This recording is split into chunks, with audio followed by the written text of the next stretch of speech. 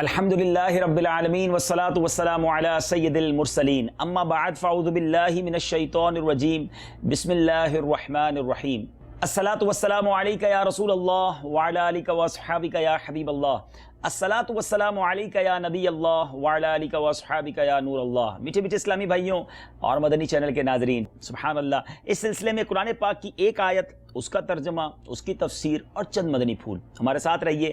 آیتیں وہ خوبصورت آیتیں ہیں جس میں رب عز و جل نے ایمان والوں سے خطاب فرمایا۔ جی ہاں، مجھ سے اور آپ سے بات کی گئی ہے، لہٰذا اپنے دیگر کام کاج سے فارغ ہو کر، متوجہ ہو کر اس سلسلے کو آپ نے دیکھنا ہے۔ مختصر ہے مگر پر اثر ہے۔ قرآن پاک کی آیت کون سی ہے؟ پارہ چوتھا ہے، سورہ نساء، آیت نمبر 19۔ آئیے تلاوت قرآن سنیں۔ يا أيها الذين آمنوا لا يحل لكم أن ترثوا النساء كرها ولا تعضلوهن لتذهبوا ببعض ما آتيتموهن إلا أن يأتين بفاحشة مبينة وعاشروهن بالمعروف فإن كرهتموهن فعسى أن تكرهوا شيئا ويجعل الله فيه خيرا كثيرا۔ اے ایمان والو، تمہیں حلال نہیں کہ عورتوں کے وارث بن جاؤ، زبردستی، اور عورتوں کو روکو نہیں اس نیت سے کہ جو مہر ان کو دیا تھا اس میں سے کچھ لے لو، مگر اس صورت میں کہ سری بے حیائی کا کام کریں اور ان سے اچھا برتاؤ کرو۔ پھر اگر وہ تمہیں پسند نہ آئے تو قریب ہے کہ کوئی چیز تمہیں ناپسند ہو، اور اللہ اس میں بہت بھلائی رکھے۔ سبحان اللہ۔ اب اس آیت کا شان نزول، ابن جریر و ابن ابی حاتم نے سیدنا عبداللہ ابن عباس رضی اللہ تعالی عنہما سے روایت کی کہ زمانہ جاہلیت میں کوئی شخص مر جاتا تو اس کے وارث مرد اس فوت شدہ کے مال کے ساتھ اس کی بیوی کے بھی مالک بن جاتے تھے۔ اس کو روکنے کے لیے آیت کریمہ کا پہلا حصہ کرہن تک نازل ہوا۔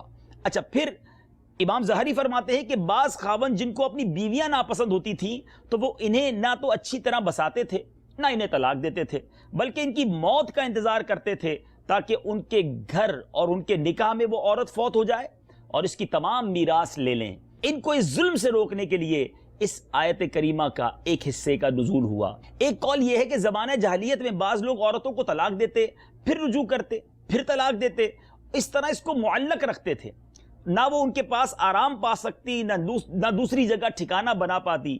اس کو منع فرمایا گیا، غرض یہ کہ اس کی زندگی برباد کر دیتے۔ تمام ظالم خاوندوں کو اس ظلم سے روکنے کے لیے آیت کریمہ کا آخری جز نازل ہوا۔ اے میرے میٹھے اسلامی بھائیوں، اب ذرا آئیے اس آیت کے پس منظر میں آج کے دور کے حالات کو دیکھتے ہیں۔ موجودہ کرنٹ سچویشن کیا ہے؟ یہاں تو جو حالات زمانہ جاہلیت کے بیان کیے جا رہے ہیں ان پر غور کریں۔ انہی حالات میں کیا ایسا تو نہیں کہ ہمارا معاشرے میں بھی اس وقت یہی حالات چل رہے ہیں؟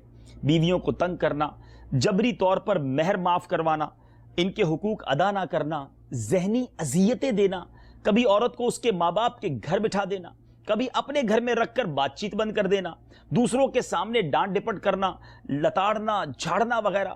عورت بیچاری شوہر کے پیچھے پیچھے پھر رہی ہوتی ہے اور شوہر صاحب فرعون بنے بنے آگے آگے جا رہے ہوتے ہیں۔ عورت کے گھر والوں سے صراحتاً بیوی کے ذریعے نت نئے مطالبے کیے جاتے ہیں، کبھی کچھ دلانے اور کبھی کچھ دلانے کا۔ الغرض ظلم و ستم کی وہ کون سی صورت ہے جو آج ہمارے معاشرے میں نہیں پائی جا رہی؟ اللہ عز و جل کرے کہ قرآن کی یہ آیتیں ان لوگوں کو سمجھ آ جائیں اور وہ اپنی اس بری روش سے باز آ جائیں۔ نیز ان آیات کی روشنی میں وہ لوگ بھی کچھ غور کریں جو اسلام سے شرمندہ سے رہتے ہیں اور ڈھکے چھپے الفاظ میں کہتے ہیں کہ اسلام میں عورتوں پر بہت سختیاں ہیں۔ وہ دیکھیں کہ اسلام میں عورتوں پر سختیاں کی گئی ہیں یا انہیں سختیوں سے نجات دلائی گئی ہے۔ سبحان اللہ۔ اب اگلا اس آیت کا جو ایک جز ہے، عسیٰ ان تکرہوا شیئا، تو ہو سکتا ہے کوئی چیز تمہیں ناپسند ہو۔ گھروں کو امن کا گہوارہ بنانے کے لیے ایک بہت عمدہ نفسیاتی طریقہ بیان کیا جا رہا۔ بیوی کے حوالے سے فرمایا گیا کہ اگر بد خلقی یا صورت اچھی نہ ہونے کی وجہ سے عورت تمہیں پسند نہ ہو تو صبر کرو اور بیوی کو طلاق دینے میں جلدی نہ کرو، کیونکہ ممکن ہے کہ اللہ تعالیٰ اسی بیوی سے تمہیں ایسی اولاد دے جو نیک اور فرما بردار ہو، بڑھاپے کی بے کسی میں تمہارا سہارا بنے۔ یہ طریقہ صرف میاں بیوی کے تعلقات کے لیے نہیں ہے میٹھے اسلامی بھائیوں، بہت خوبصورت قرآن کا یہ حکم ہے۔ اگر ہم پازیٹیو سوچنا شروع کر دیں تو زندگی آسان ہو جائے گی۔ مثال کے طور پہ زندگی کے ہزاروں معاملات میں اس پازیٹیونیس کو، اس مثبت طریقے کو اگر ہم امپلیمنٹ کر دیں، شامل کر لیں اپنی زندگی میں، تو زندگی کتنی آسان ہو سکتی ہے۔ مثال کے طور پہ کہ اگر کسی کی بیوی بدصورت ہے لیکن اس سے آدمی کو نیک اولاد حاصل ہے، یہاں اگر بدصورتی کو گوارا کر لے تو اس کی زندگی امن سے گزرے گی، لیکن اگر طلاق دے دے تو بعض اوقات نتیجہ یہ نکلتا ہے کہ بیوی تو چھوٹ جائے گی مگر بچے بھی چھوٹ جائیں گے۔ ساری زندگی ایسی تکلیفوں اور اذیتوں میں گزرتی ہے، اولاد کے حصول کی جنگ چل رہی ہوتی ہے، حقوق کی لڑائی میں ذرا بندہ مصروف ہو جاتا ہے کہ پھر زندگی کوئی اور کام کی نہیں رہتی۔ یوں ہی میرے میٹھے اسلامی بھائیوں، بعض اوقات کسی ڈپارٹمنٹ میں، کسی ادارے میں، کسی آفس میں ایسا بندہ رکھا ہوتا ہے جو بندہ کسی وجہ سے پسند نہیں آ رہا ہوتا، مگر اس کی وجہ سے سارا نظام چل رہا ہوتا ہے۔ تو ہمیں کوئی چیز پسند نہیں ہے لیکن نظام کے لیے وہ ضروری ہے تو اسے چلنے دیا جائے، اور اگر اپنی ناپسندیدگی کو فیصلہ کر دیا، فارغ کر دیا، تو بعض اوقات پورے آفس کا،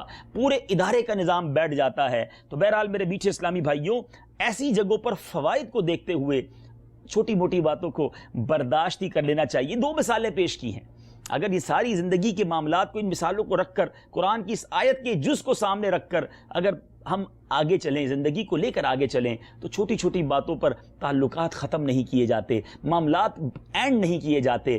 برداشت کرنے کی عادت ہو، کیا پتہ اسی میں میرے لیے بہتری ہو، اس کو جس کو میں ناپسند کر رہا ہوں آج اس سے دور تو ہو جاؤں گا، ہو سکتا ہے اس سے زیادہ کوئی ناپسند میرے پھر سامنے آ کر کھڑا ہو جائے۔ تو بہرحال اگر مثبت سوچ ہوگی تو زندگی آسان ہو جائے گی۔ اب یہاں میرے میٹھے اسلامی بھائیوں، آئیے قرآن پاک کی ایک آیت سنتے ہیں، سورہ نساء آیت نمبر 34، آئیے سنتے ہیں۔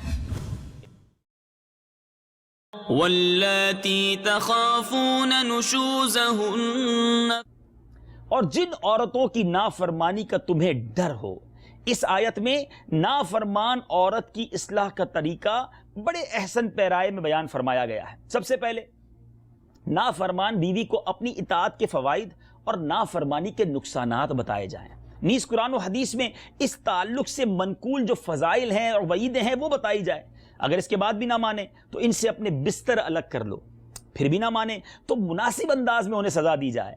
اس مار سے مراد یہ ہے کہ ہاتھ یا مسواک جیسی چیز سے چہرے اور نازک اعضاء کے علاوہ دیگر بدن پر ایک دو ضربے لگا دی جائیں۔ وہ مار مراد نہیں ہے جو ہمارے یہاں جاہلوں میں رائج ہے کہ چہرے پر اور سارے بدن پر مارتے ہیں، مکوں، گھوسوں اور لاتوں سے پیٹتے ہیں، معاذ اللہ ڈنڈا یا جو کچھ ہاتھ میں آئے اس سے مارتے اور لہو لہان کر دیتے ہیں۔ یہ سب حرام، ناجائز اور گناہ کبیرہ اور پرلے درجے کی جہالت ہے۔ میرے میٹھے اور پیارے اسلامی بھائیوں اور مدنی چینل کے ناظرین، اور پھر اگر وہ اپنی غلطی پر معافی مانگ لے تو قرآن کہتا ہے فَإِنْ أَطَعْنَكُمْ فَلَا تَبْغُوا عَلَيْهِنَّ سَبِيلًا، پھر اگر وہ تمہاری اطاعت کر لیں، یعنی جب گناہ کے بعد توبہ کرنے کی صورت میں اللہ تعالیٰ تمہاری توبہ قبول فرما لیتا ہے تو تمہیں بھی چاہیے کہ تمہاری زیر دست عورت جب قصور کرنے کے بعد معافی طلب کرے اور نافرمانی چھوڑ کر اطاعت گزار بن جائے تو اس کی معذرت قبول کر لو اور توبہ کے بعد اسے تنگ نہ کرو۔ بیوی جب غلطی پر معافی مانگے تو اسے معاف کر دینا چاہیے۔ اس آیت سے ان لوگوں کو درس عبرت حاصل کرنا چاہیے جو عورت کے 1000 بار معذرت کرنے، گڑ گڑا کر پاؤں پکڑنے، طرح طرح کے واسطے دینے کے باوجود اپنی ناک نیچی نہیں کرتے اور صنف نازک کو مشق ستم بنا کر اپنی بزدلی کو بہادری سمجھتے ہیں۔ اللہ تعالیٰ ان بہادروں کو عاجزی اور سمجھنے کی توفیق عطا فرمائے۔ اب اس آیت سے جو مدنی پھول سیکھنے کو ملتے ہیں اس کو سمرائز کرتے ہیں، اس کا خلاصہ سن لیتے ہیں کہ نمبر 1، عورت پر بلا وجہ بدگمانی نہ کرے، بغیر تحقیق کے اسے برا نہ سمجھے۔ نمبر 2، اللہ تعالیٰ کبھی بد شکل اور بد اخلاق والی بیوی سے بھی اچھی اولاد عطا فرما دیتا ہے جس سے ماں باپ دین و دنیا میں سرخرو ہو جاتے ہیں۔ اور نمبر 3، نیک صالح اولاد اللہ تعالیٰ کی بڑی نعمت ہے، جسے اچھی اولاد ملی اسے دونوں جہان کی خیر مل گئی۔ اللہ تبارک و تعالیٰ ہمیں اور آپ کو ماں باپ کی مغفرت کروانے والی اولاد عطا فرمائے، ہمارے گھروں کو امن کا گہوارہ بنائے، ہمیں ظلم و ستم سے محفوظ فرمائے اور اللہ کی عطا پر قناعت نصیب کرے، اللہ کے فیصلوں پر راضی رہنا ہمیں نصیب ہو جائے۔ اے کاش تھوڑی بہت مشکل آ جائے تو اس کو صبر کرنا بھی نصیب ہو جائے۔ کیا خوبصورت قرآن ہے اور کیا پیارے اس کے پیغام ہیں۔ مدنی چینل دیکھتے رہیے، اگلے سلسلے میں ایک اور آیت قرآنی، اس کا ترجمہ اور تفسیر لے کر حاضر ہوں گے۔ صلو علی الحبیب صلی اللہ تعالی علی محمد صلی اللہ علیہ وسلم۔ قرآن ہے حال مصطفیٰ